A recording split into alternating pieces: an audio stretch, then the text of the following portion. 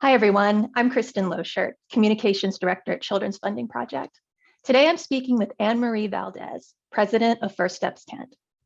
First Steps Kent is a nonprofit organization that administers Kent County, Michigan's Ready by 5 early childhood millage, which provides dedicated funding for a wide range of early childhood programs in the county.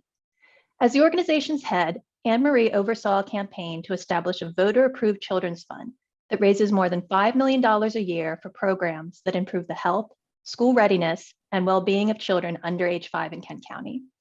Throughout her career, Annemarie has distinguished herself as an advocate for children. So it's no surprise that Children's Funding Project recently named her as our 2022 Children's Funding Champion. Congratulations, Annemarie. I'm so glad you could join us today. Thanks, Kristen. I really appreciate being here with you today. That's fantastic. You've been a champion for children and youth for more than 2 decades. Where did your passion for supporting children and youth begin? Well, I think back to the fact that both of my parents came to this country from Mexico. And when I was very young, there were a few opportunities, and we lived in a poor area where we saw a lot of need and a lot of struggle. And I guess from my earliest days, I can remember wanting to help, wanting to be a helper, wanting to make sure that anything I did in this life contributed to lasting change.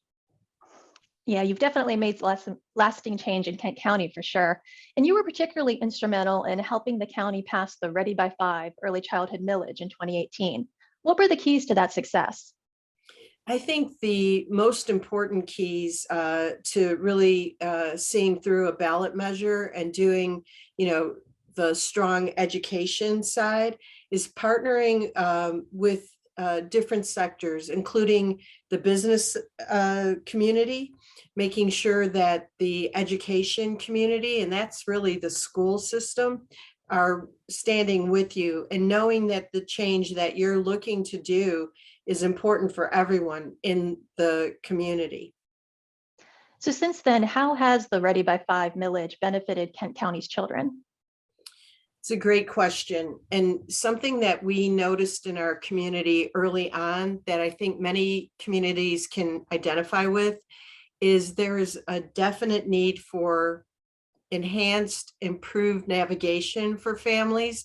So we often hear about a no wrong door approach, but what does that really mean? And what it means is that when a family enters a gateway into the early childhood system, that they're directed to the services that they need, to make sure that their children are developmentally on track.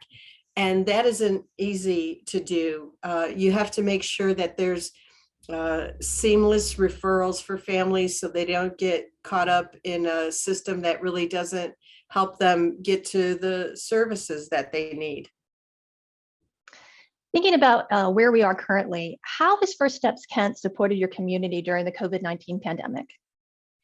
When I think about the past 2 years and the struggles that everyone faced, one of the pieces of early childhood that came to the forefront in such a strong way, even though it was a crisis prior to the pandemic, childcare and the discussion about it rose to the top of local and national dialogues because workforce, we could, folks couldn't get back into the workforce if we didn't address childcare. So it was a big part of our work, making sure to keep childcare providers open during those early days of the pandemic when they were struggling to stay in business. And another part was with the dedicated funding of the Ready by 5 millage, making sure that we addressed the concerns of providers who were struggling to still provide services to families and trying to listen to families as to what they needed during those early days of the pandemic and beyond that. And really what families were telling us is that they needed activities for their young children who were now pretty much stuck at home. And so we were able to create with our partners a way to deliver activities to families on their doorsteps. And making sure that home visiting still occurred, but it might have been virtually. So all of those pieces helped knit together a stronger foundation of providing services in the early childhood realm. As you think about the ongoing recovery, tell us about the role that First Steps Kent is playing in administering the American Rescue Plan funds that Michigan received. So early on in the pandemic, there were stimulus dollars that came through CARES Act, and we learned a lot from that round, especially with childcare, as I mentioned, and making sure that we were thinking about keeping childcare businesses open.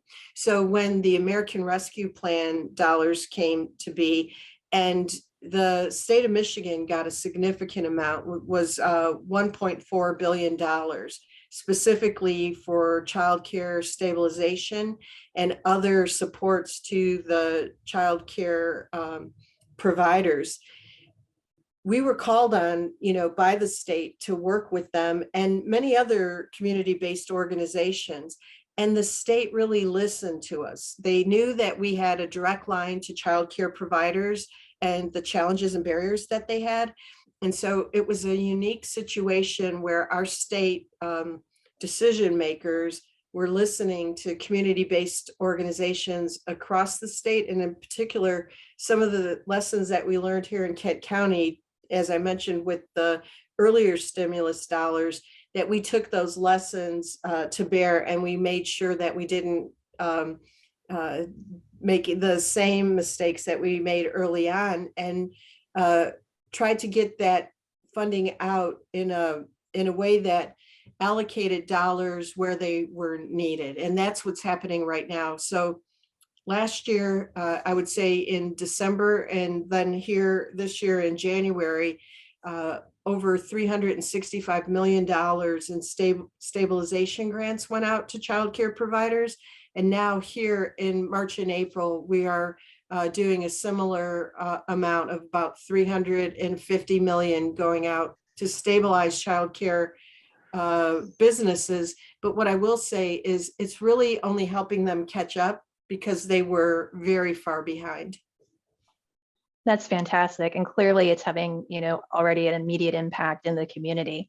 As you reflect on your career and your time leading First Steps Kent, what is your proudest accomplishment?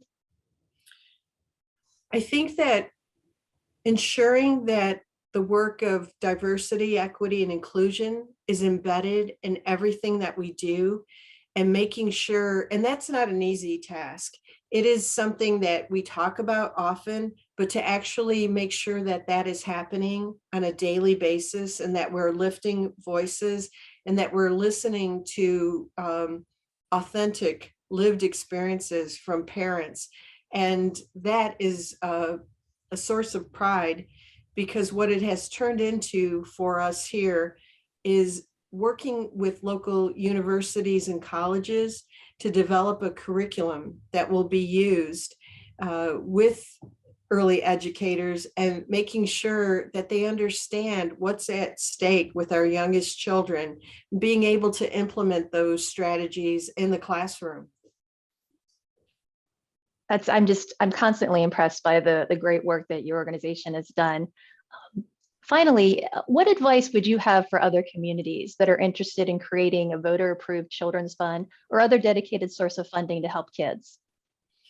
My advice, and it won't be easy to do, but it's really important, is to try in every way you can, not only to build relationships, but to reduce contention among the stakeholders in your community. And, you might think, oh, everything's fine. And for the most part it is, but there are contentions that arise, especially when money's involved.